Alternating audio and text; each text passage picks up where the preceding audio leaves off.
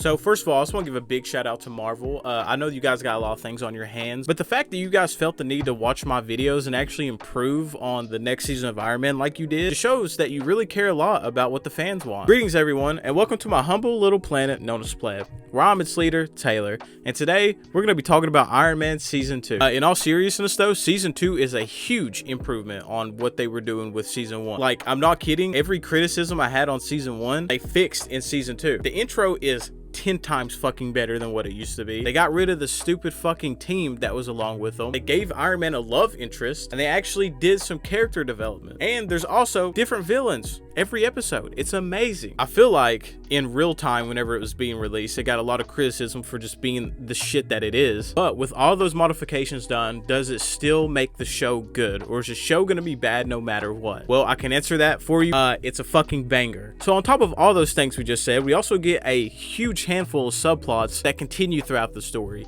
Even more than like what the Incredible Hulk was doing, more than what Silver Surfer was doing, more than what the Fantastic Four was doing. Like, there was like 4 different subplots going on all at once, and they all get resolutions at different points of time, but like they all still come as one. And this season actually felt like an ending to a show. It's amazing. Also, there was a huge improvement in the animation as well. So like, there's multiple different factors that they just improved on. There's still technically a team that's going on, but it's not really a team. It's just like characters that's involved with Iron Man's life. Like, for example, Spider-Woman's in it heavy, and that's because she actually runs the business. She's kind of like in Pepper Potts' spot in the show, as Pepper Pot is in the MCU. She basically runs it while Iron Man's doing, you know, all this extra shit that he always does. Of course, we got Rhodey. He's never going anywhere. And then we have a new character named Homer. Homer's actually Iron Man's AI system, which I thought was a really cool addition. I felt like we were missing something like that throughout the last season, because the only people he would talk to whenever he was in a suit would just be Rhodey and any other character. And honestly, it didn't hit the same as him talking to a witty AI that like doesn't fully understand what he's saying but just goes along with it, which is exactly what they do in here, and it's wonderful. I love it. Also, upon getting a new group, they also get rid of the villains as well. Well, they're not gone, but like they're not the same villains every single time, which I feel like is the biggest improvement out of all of them. Like, you can only use so many villains at the same time. Like, you can only use a main villain so often, you know? I feel like having a main villain the entire season just doesn't cut it. I feel like a good example of that is Fantastic Four. Like, obviously Doctor Doom is their biggest villain. That's their biggest threat, but they don't use him every single episode because it wouldn't be entertaining. And Iron Man learned from that mistake. Why? Because Iron Man learns from his mistakes. Throughout the season, we kind of get left in the dark on exactly why the team isn't together. They don't really explain that until like a couple episodes in. It's because at the end of the last season, whenever him and Spider-Woman faked the wedding, everyone else thought it was real, and so they all got really pissed at him, I guess, and just decided to leave the group, which I feel like is a dumb reason. You definitely should have had better reasoning behind that. I will say one of the most recurring villains we get is the company AIM, which if you know anything about comics, that's actually MODOK's company, so like that makes sense. I can see why, but he's not involved in it most of the time. Actually, I believe whenever we see MODOK, he doesn't have anything to do with AIM at all, which kind of confused me a little bit. Maybe I am wrong about that. I don't know. We also get a villain named Madam Mask. If you know who she is, then you know who she is. I think I first read about her with the Hawkeye comic. It's just about his life outside of the Avengers. If you haven't read that, I suggest you go read it. It's actually a really good book. I believe they based the MCU show off of it somewhat. But one of the best things that happened with the show is, I would say, the subplots. Like, one of the subplots is that we get to see Rhodey deal with PTSD and literally refuse to get inside of his suit because he almost died in it a couple episodes ago. And that goes on throughout like literally half the season of him and Tony going back and forth. Even in super stressful situations, he's still refusing to wear that suit and finding like workarounds and different ways to save Tony instead of doing it just wearing the suit. Something else they did that I loved a lot is that they don't just have the Mandarin in this season and he's just there, he's just present. This time throughout the rest of the season, he's actually looking for his rings individually, right? Like, he has no clue where they're at. In every single episode, you see him collect one ring at a time, obviously leading up to the end of the season, which is amazing, by the way. But like, how great of a subplot is that? Like, we're actually getting something built up to lead to the end of the season, which again, they do flawlessly. This is how an end of a season should be. I don't even like the end of the season of the Fantastic Four as much as this. We even get to see him use a new suit, bro, and the new suit is sick as fuck. We also get his love interest, which is obviously Spider-Woman, or Julia. And throughout the season, for the most part, it's nothing too crazy. You know, they kind of just flirt around and kiss and everything. There's no drama between them at all, really. It's just kind of smooth sailing for them. So at least we got to see who he decided to pick with at the end of last season. My biggest problem with her being in this show, though, is that they only use her as a love interest for the most part. Like, until the last 2 episodes, which is a 2-parter about the Mandarin, we only see her suit up once for some fucking reason. That's crazy to me. She's Spider-Woman. Like, there's literally an episode where she's hanging off of an edge of something and she's trying to get Tony to save her. You're Spider-Woman, bro. Use your fucking webs. What are we talking about? We also get an insane episode that actually never gets brought up again. I just realized that. But Tony's dad comes back to life, except it's not his dad. It's a clone. And they did it exclusively to fuck with Tony. That's fucked up. That's worse than anything Captain America could have done. I'm talking about Civil War. That is 10 times more fucked up than that. Also, in this season, we get a staple of Iron Man, and we get to see him deal with the effects of how he handles certain situations and how he does a poor job at them time from time. Like, for example, there's one episode where Hawkeye comes back to help him fight whatever is going on, and an airplane wing actually falls on him and breaks his back, which they tell him that he has a 70% chance of dying and a 10% chance to ever walk again, which is a crazy thing to put in a fucking kids show, by the way. But Iron Man does something that I personally like a lot, and it's whenever, like, it's a trope in a lot of shows, but it's whenever somebody shrinks down super small and goes throughout somebody's body, and like we get to see them travel and different things happen and shit like that. I love that. But let me tell y'all about the best thing about this fucking show, and it's the 2-parter episodes, okay? Every 2-parter episode is fucking fire. We actually get the Armor Wars this season, and it's awesome. I love it so much. We also get to see Tony struggle with the fact that some of his technology has gotten into the wrong hands and is causing destruction throughout the world. They were talking about possibly suing whoever's using his technology, but they can't sue them because he never patented any of his technology.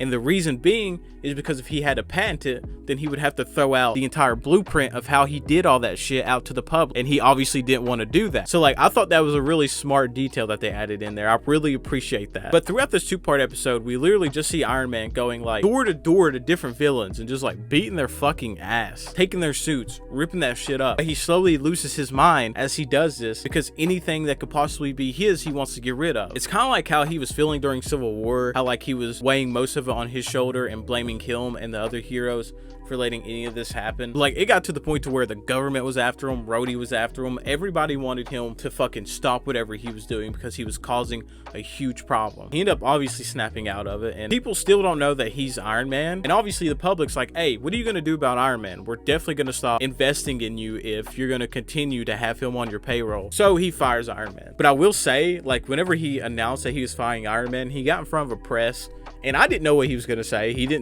They didn't explain it to us. I thought he was just gonna tell him that he was Iron Man. But by far the best episode to come out was literally the last 2 episodes, and it was amazing. So we finally get to see the Mandarin collect all 10 of his rings, and he just starts fucking shit up, bro. He fucks everybody up. It got to the point to where Iron Man was like, hey, we're gonna need the entire team again. And so we get to see the team come back. They're not too happy about dealing with Iron Man again, but it's something that needs to be done. We get to see Iron Man go through a new suit process during this. Also, that reminds me real quick, something else that I noticed in this season is that they focus a lot on his heart and how it has that condition, or he basically has no heart now and he created himself. I didn't realize that they never mentioned that in the first season until this season, whenever it's heavily implied that he's dealing with heart problems now, which again is something else I really like a lot in this season. But like, Mandarin just fucks shit up in this last episode. Like, he takes out that entire team, fucks up Iron Man twice, fucks up War Machine, you name it, bro. He's putting hands on everybody, bro. It's wild. He even manages to destroy Iron Man's suit completely and to see who the secret identity is. But you know, obviously, it's a comic book show. It's a superhero show. Iron Man wins at the end. We all cheer. But what happens to the Mandarin is fucking crazy, bro. So the Mandarin tries to flee his tower that he was doing all this shit in, and they actually catch up to him. Not Iron Man, but like these people that are just like native to that land. And what do? Out of all things, they see that the Mandarin has the 10 rings and cut his fucking hand off, bro. And that's the last that we see Mandarin, and I'm assuming that nigga is done for, bro. They cut his fucking hand off. Holy shit. We also even get some redemption arc from certain villains and characters like Titanium Man. I know that I didn't mention him last season. It's because he wasn't in last season, and he wasn't in any episode until the current one that I'm talking about, which was a previous episode before the last one. Caught up? Okay, cool. But that was another episode where we get to see Tony deal with the consequences of poorly executing a plan to stop a villain, right? Like, instead of making sure that the villain was down for the count and good, he just launched him into space, assuming that he would either die or just float there forever. But he didn't die, and they end up getting a distress signal from the planet he landed on. They're native people saying, hey, help us. This villain that you dealt with, we now have to deal with, and we all could possibly die from him. So Iron Man and Rhodey suit up, obviously Rhodey avoiding trying to wear the suit, but whenever they get there, he fucking nukes the entire place. It's all gone. Everybody is dead on that planet, bro. He fucking killed everybody. That's insane to me. Sorry, let me say this real quick. Titanium Man wasn't the one that killed everybody. It was a villain that he was working under. Titanium Man was just there doing his bidding, okay? Like, still, I feel like that's fucking insane. Anyways, they end up stopping the guy. Well, trying to stop the guy, and they realize the only way to stop him is to one of the suits up along with him. Titanium Man steps in because he realized what he was doing was wrong and decides to fucking just explode. That was the second person we got to see die this season. Can't remember the first person though. I'm pretty sure it was a super villain. Anyways, the way that they were able to improve everything about this show is super impressive.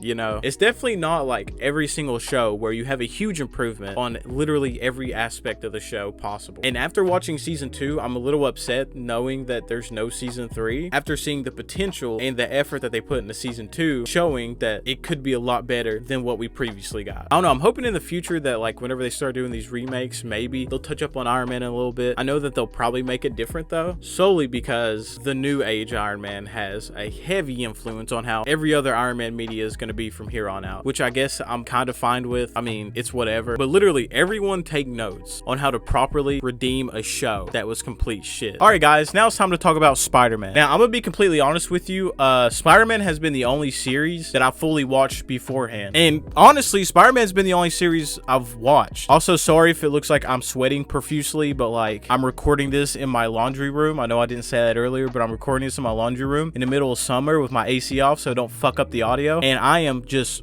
baking right now. Anyways, yeah, I remember the first time I watched the Spider-Man cartoon was, I think, like during the pandemic. My lovely friend Jacob decided to let me have his Disney Plus account, or at least have access to it, and that's whenever I went on a binge watching that show. I remember I watched the entire show, I think in like a week. Like I remember watching it and being like, wow, it's over already, because I'm pretty sure I watched like a season a day, which I feel like is a bit insane, especially considering how long it takes me now that I have a full-time job and I'm living on my own and I'm doing my own stuff. But the difference between watching it back then and watching it now is that I've read a large amount of Spider-Man comics, and I think that's honestly the biggest difference on how I'm viewing this from today back then, because I think since I read the comics back then, I have a better idea and understanding about how some of the character dynamics were, and I'm able to appreciate how different and how smart they were able to switch up different people's origins in order to make it fit within the cartoon story. But anyways, enough talking, let's get to the series itself. So I just want to say, like, the animation with this is a lot better than I initially thought it would be. Like, if you've been watching my show, any other time that I have mentioned how good the animation was on another show and compared it to this show is just as good, I was completely wrong. This shit is fucking god tier whenever it comes to it. And surprisingly enough,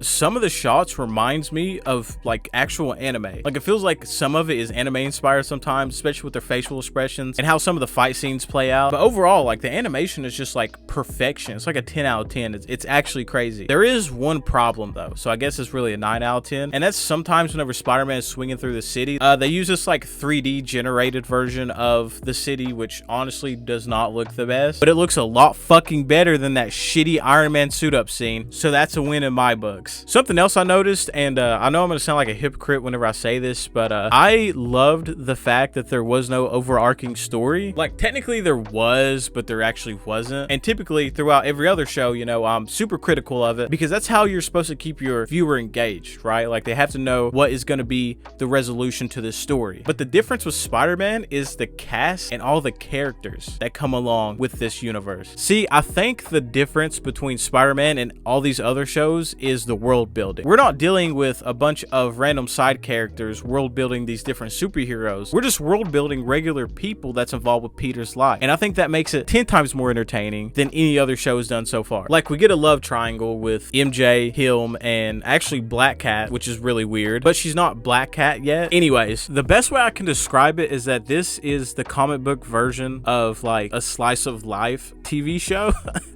If that makes any sense at all. Like, there's no overall story, but we see the characters slowly progress, and you know, their lives change throughout every single episode. And something else I think helped greatly with that was the cast of villains. Spider-Man is known to have one of the greatest catalog of villains ever, right beside Batman, obviously. I don't even know who would be compared to those two. Maybe the Flash, maybe. I mean, they managed to squeeze out a bunch of seasons with different villains, so maybe. Or maybe Invincible. But like, nobody compares to those two rogues gallery. With that being said, though, there are recurring villains, two of them being Smite and the Kingpin, which again, I'm perfectly fine with. I think the Kingpin is one of my favorite characters ever. I think it's mainly because like he don't have to have powers to be as menacing as he is. He just has connections and he's that smart. I love when they do that with a character. I just find it so fascinating how they can work around, you know, being in this world of superheroes and these superpowered people and you being able to outbest them at every possible angle. Granted, as there's some issues and scenes throughout different forms of media where the Kingpin definitely seems like he has super strength or something. Like whenever he took the arrow to the chest in the Hawkeye show, definitely should have been dead. Or whenever he got shot in the face at the end of the Hawkeye show, definitely should have been dead. Something else I really loved about this story is that like they didn't start it off with the origin, right? Like they kind of just went ahead and skipped it. But with that being said, I am really confused on the direction they decided to go. So Peter is in college, but he hasn't met Gwen Stacy for some reason, but he's already met Mary Jane and he's already moving in with Harry. Let me explain this to you real quick. See, a lot of people get the misconception that Peter met his first true love, Gwen Stacy, in high school, and that's not the case at all. He actually met Gwen Stacy around the same time that he met MJ and Harry, which was around the beginning of college. Not too long after that is whenever Harry decides that Peter should live with him in his own apartment, which they do that in this season. And we do have MJ and Harry, but we don't have Gwen Stacy. I think that's mainly because they can avoid, you know, doing the whole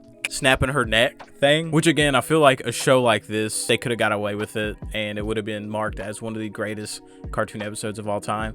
But anyways, something else that really confused me was that Hobgoblin was in the first season, but not the Green Goblin. See, whenever I initially saw him pop up, I was really confused because the Hobgoblin gets all of his equipment from the Green Goblin's abandoned warehouse after he gets put in jail or either dies. I can't remember, it's one of the two. Anyways, we never got the Green Goblin throughout the series, so I was really confused on why we had a Hobgoblin and not Green Goblin. It made no sense until they wrote around it, which I absolutely loved, which was that Osborn paid this man and gave him all the equipment that he needed to kill Spider-Man. Now, I'm gonna be honest with you, I don't fully remember when the Green Goblin shows up, but I'm going to assume it's gonna be the next season. Also, sorry, I know I'll just like completely derailed from what I was talking about earlier with the origins of certain characters. Why is Felicia Hardy in this already? Like, that was a point I was gonna bring up. Felicia could have been easily replaced with Gwen and then just move on, and they could have made that so much more entertaining. Like, Mary Jane could have been in the later seasons whenever he slowly starts to develop that feeling for her, but he starts going out with her near the end of the first season. So, and there was a whole love triangle between him, MJ, and Felicia, which again, I don't know why, because Felicia just disappears out of nowhere. Like, it goes on for half a season and then she's just gone. No clue where she's at anymore. Fuck it though, I guess. But I'm assuming she's gonna randomly show up in the later seasons as Black Cat, which is fine, I guess, whatever. But we also get Eddie Brock, who honestly was a huge plot point in this series and gave us some of the greatest episodes. So one thing about the original Spider-Man, whenever I watched it, was that there was a lot of part 1, 2, and 3 episodes, right? Well, believe it or not, we actually get Venom in the first season. I think this kind of helps my whole slice of life point that I was talking about earlier, about how there is no overarching story, but we get to see these people's stories develop throughout each episode. Eddie Brock is a prime example because throughout the beginning of the season, we get to see him basically get his life ruined by Spider-Man, even though literally most of it's his fault. And getting to see that develop gave more of a reasoning on why he decided to take on the villain persona as Venom. Speaking about the villains, something else I felt like didn't help it as well was the fact that they tried to make a connection with Peter and some of the villains with their origin stories, but honestly, it just doesn't work. Like, for example, Dr. Connors, the Lizard, I think he's the villain of the first episode. They try to make it seem like Peter has been his student, but we haven't got to see that build up any. We haven't got to see any of that connection. We can't really feel anything. To us, it's just a regular villain doing villain shit. And the same thing with Doc Ock. Now, granted, their origins, both of their origins have no connection to Peter outside of before they already had their powers and were doing what they were doing, which I'm fine with. But I wish they would have went more that direction instead of giving us a half-ass origin story with these guys. Like, a good example is most of the forms of media we see Doc Ock in besides like the comics, his origin is being a teacher to Peter, right? And don't get me wrong, I absolutely love that origin. I think it is very unique and I think actually helped build that character better than the comics did. But in this show, his connection with Peter and how Peter's able to communicate with him is that Peter met him once at space camp and he was the teacher. Everybody at space camp for some reason was making fun of Peter for being smart. Why the fuck would you go to space camp and then make fun of somebody for being interested in space? Shit, I don't know. But he basically was like, hey, you're smart, don't worry, you're gonna figure it out. And that's their connection. And again, it didn't really stick because like, why would we care about that at all? Also, now mentioning that just reminded me of the Sam Raimi Spider-Man movie. Listen, J. Jonah Jameson in this series is the blueprint of J.K. Simmons. Now, I know that feels like a sin to say, but I'm telling you right now, this cartoon one walked so that he could fucking run. And I can guarantee that, bro. Like, the voice and everything, he was modeled after this character. It had to be. I feel like a lot of the Sam Raimi movies were modeled after this series because of how some of the connections are, but I could be completely wrong. All I know is that the J.K. Simmons one has to be fucking correct. Also, the action scenes in this show is just fucking top notch. Like, I thought that the Fantastic Four had great action in it, which it does, but it's nowhere near compared to the Spider-Man one. And it's actually insane about how much better the Spider-Man one is. And there's so much in it. There's hardly any downtime. Like, it's nothing but action, which is fine. Obviously, it's a comic book show, but like, I'm just surprised about how well they were able to keep that up and keep that going and it still being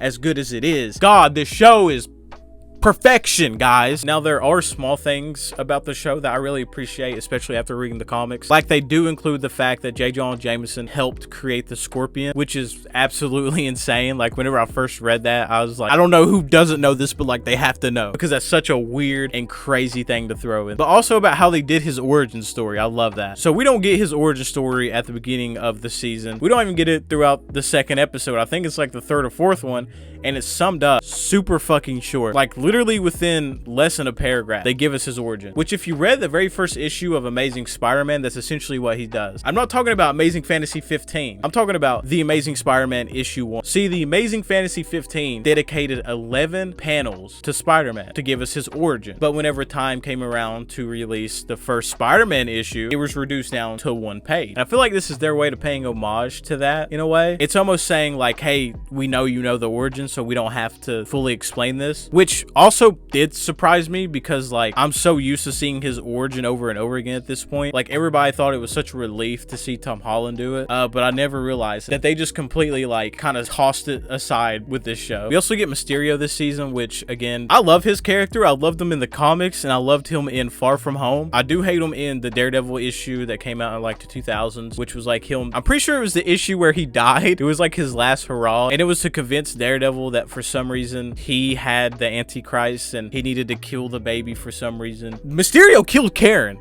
guys. That's how she dies in the comic. But then he ends up dying anyways because he has cancer, and like, nothing really comes about that at all. It's really dumb. That issue fucking sucks. Anyways, we also get Kraven the Hunter, which I can already tell you is going to be better than the movie version. That's basically guaranteed at this point. We also get the Chameleon, which was pretty cool. I like how they threw that into the first season because he's actually the very first villain that Spider-Man ever fights in his own issue. I'm talking about Amazing Spider-Man issue 1, by the way. I worded that very weird. I don't know why. Anyways, that episode though was so fucking stupid. So the Chameleon has like this giant ass green belt buckle that allows him to transform into certain people once he captures their image, right? But he always has that belt buckle showing. It doesn't morph with him. So like, anytime he would morph into like J. Jonah Jameson or Spider-Man or something, there'd be that big green ass fucking belt buckle showing, and it looks so goofy. Like, one thing I didn't understand is that like, this was also an episode that had Shield in it, and Shield was the one actually looking for him. They've recognized how he's able to do it. They see the belt buckle. They know that that's the machine that allows him to do it. But for some reason, whenever he morphs into somebody to blend in, they just don't fucking notice the belt buckle. Like, they run into Spider-Man in the hallway, but it's actually him. And it's very obvious that it's him because of his big fucking green belt buckle. He throws a smoke bomb down, and then actual Spider-Man appears. And again, still seeing the belt buckle, shapeshifts into somebody else, points at Spider-Man's like, hey, that's the Chameleon. And they fall for it somehow. Again, you're trained to look for this belt buckle. Why the fuck didn't you see it? It doesn't make any sense to me. Anyways, overall, if I had to rate this show so far based off the first season, it's 10 out of 10. There has to be a reason I binge watched the entire series in 7 days. And based off the first season, I can certainly see why. Something else I want to add is how well the voice acting was. I mean, it's top tier stuff. Get the man that voiced Spider-Man in this show into the Spider-Verse movies, please. I don't know if they did already. My understanding is that they didn't. I could be wrong, but please. I don't know if the dude's dead or not. If he's dead, I'm sorry. Don't use AI. That shit's fucked.